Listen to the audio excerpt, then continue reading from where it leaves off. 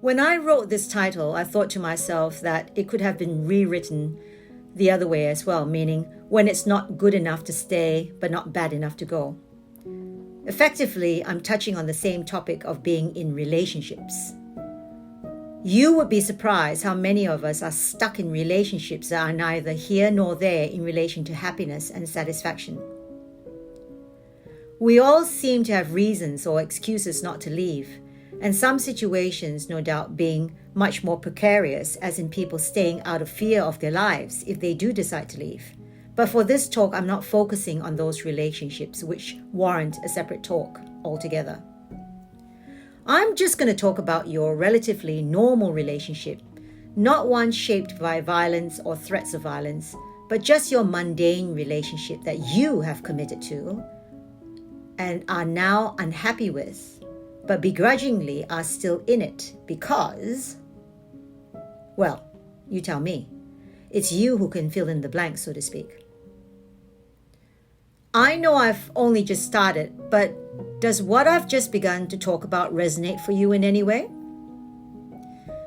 In my own personal lived experience, and also as a counselor and as a person who sees a lot of friends living this way, my naturally inquisitive nature leads me to talk openly and to explore this topic.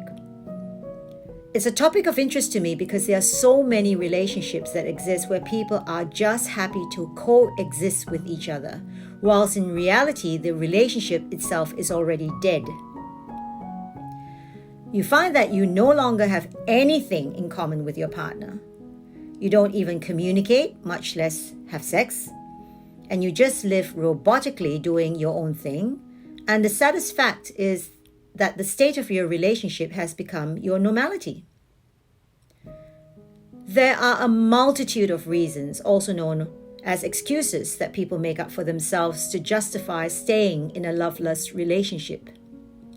Let me list some of the more common ones. Excuse number 1, children. You'll often hear, once the children have grown up, then I'll leave as they are still young and I don't want them to suffer. In relation to children, there is also the justification of maintenance in relation to whoever is earning more has to justifiably take a pay cut till the children are 18 years old or 16, whatever the legal age of maintenance may be.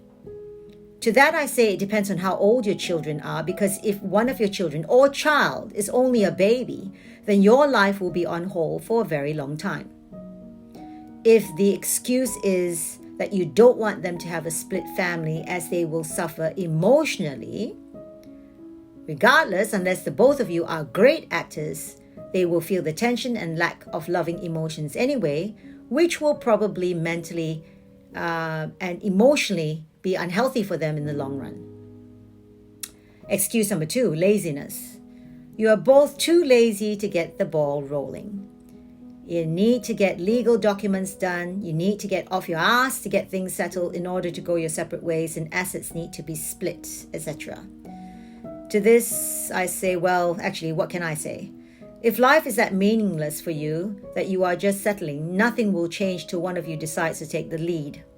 However, in the meantime, you will be living in misery. Excuse number 3, family support.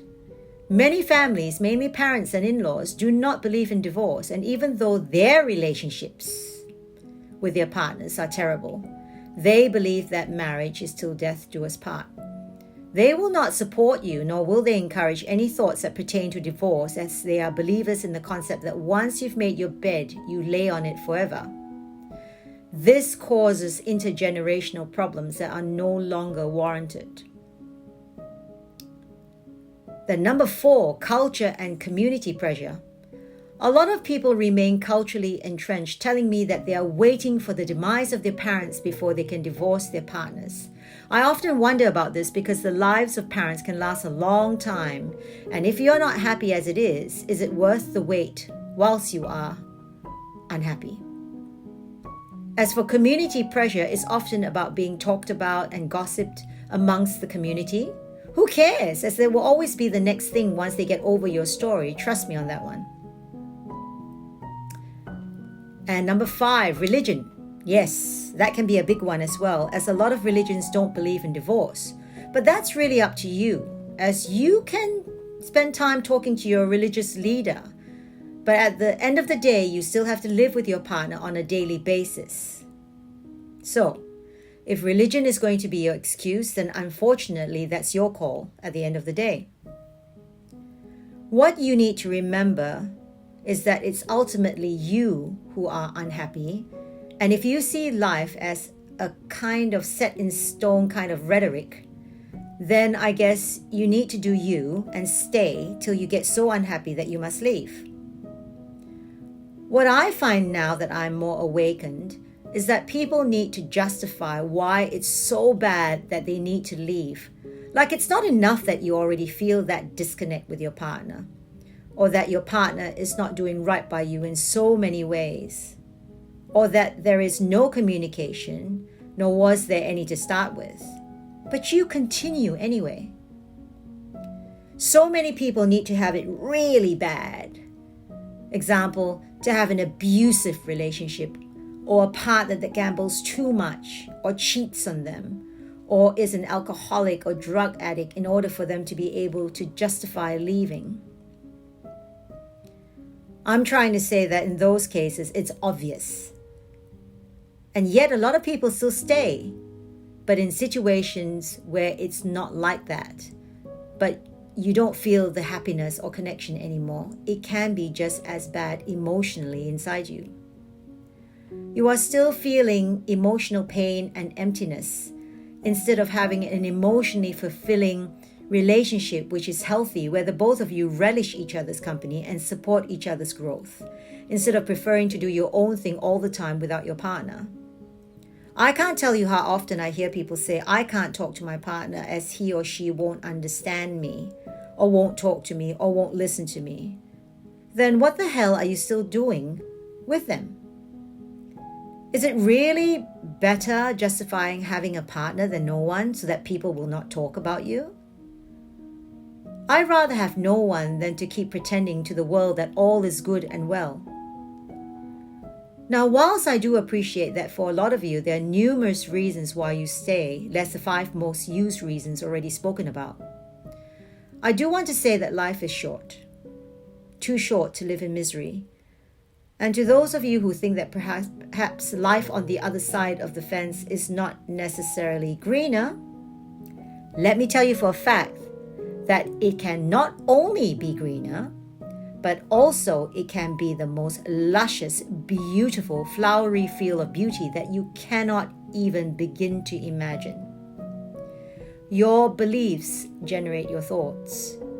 That's where all your answers lie at the end of the day. If you believe that the grass is not greener on the other side, then so be it. But how would you know anyway, considering the path less traveled on your part? For me, the grass was greener. The flowers were an additional benefit, and I would have never known if I never had the courage to make that change. At that point of my existence, I was so miserable, I would have preferred anything than what I had, which was killing me emotionally and stopping my personal growth as well. Remember, I'm no different from you. I'm not a celebrity, not a famous influencer earning lots of money. I'm just a normal person, but perhaps, maybe, a little bit more advanced in my spiritual journey. I have what you can say a don't give a fuck attitude that actually works in my favor. I do not listen to naysayers, and I have worked on myself for a very long time now and pay heed to my happiness, which is utmost on my list of priorities. I have made decisions which serve me, and as a result have attained immense happiness from making those decisions. So I encourage people to take the road less traveled and to have the courage and determination to find their own happiness.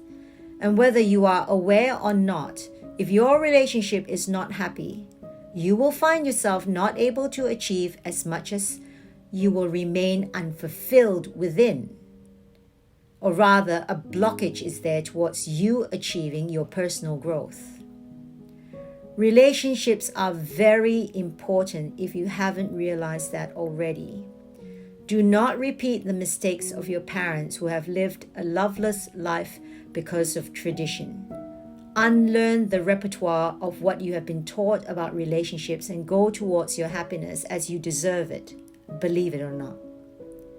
Sometimes it's lonelier in a relationship than being by yourself, and I've been there and certainly done that. And now that I'm wiser, will prefer not to be in any relationship if it doesn't serve me holistically. Relationships are about respect, trust, compatibility, the ability to have each other's back, communication, and also not to mention chemistry.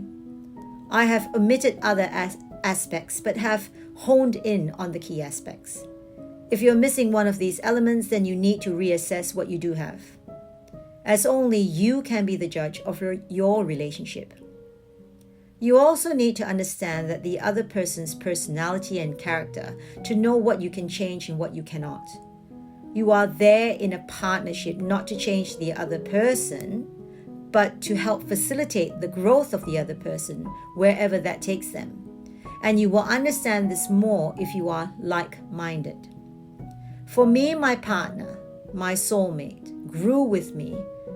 However, as I journeyed ahead of him, I knew he challenged himself to keep up, and he did. And I have never said it to him, but now he is beside me, traveling along the same journey. Hopefully we stay that way, but I'm realistic enough to understand if and when we are not. More importantly, we often ask each other if we are still happy with each other, something that is not spoken about and often taken for granted by too many couples. Make no mistake, I never said our relationship is perfect. It's perfect in its imperfections. What does that mean? We learn about each other through our journey through life as life changes and challenges us. Do I believe in a forever? I certainly hope so. But if it's not to be, then I'm willing to accept this as well. Both parties must be happy for all intent and purposes. If not, we need to let each other go. So how does what I said sound to you? For a lot of you, it may not resonate, but with some of you, it will. I'm not dictating the type of relationship that you should have, but I'm stating that I'm very much in tune with my inner being, which dictates my happiness. And to all of you whom I may have touched in a strange way, please reflect on that. As always, I'm here to provoke your thoughts. And you are here because something has attracted you to stay with this talk till now. What is that something? Is the self-discovery that you need, as I'm only here to facilitate and to state what most people find taboo or are not courageous enough to talk about. Thank you once again for listening, and if you feel that you do like the content, please share, like, and subscribe as I talk about many topics. Just listen to what you resonate with and share what you feel someone else may benefit from. I would appreciate if you do like, subscribe, and share, but that is obviously up to you. I would feel honored if you did, as all I'm aiming for is to be able to help you reassess your lives if you are unhappy. There are many options waiting for you, and also many excuses to stop you from making changes. Ultimately, it's your call. Thank you for listening.